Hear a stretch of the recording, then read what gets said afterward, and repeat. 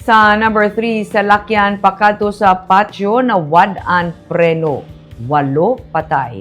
Sa report sa Negros Oriental PNP, 8 ang patay kag 4 ang pilason sa nawad-an sang preno ang isa ka Suzuki 4x4 Easy Ride pasado las 9 Sabado sang aga sa may sitio Tumampon, Barangay Tigib, Ayungon, Negros Oriental. Iban sa mga napatay, mga senior citizens pa.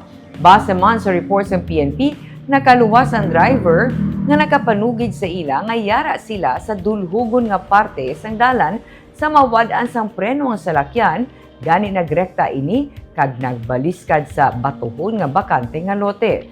Sa drone shots ni Vince Drone, makita nga yara lang sa higad sang highway ang natupan sa salakyan, pero madamo sang dalagko nga bato.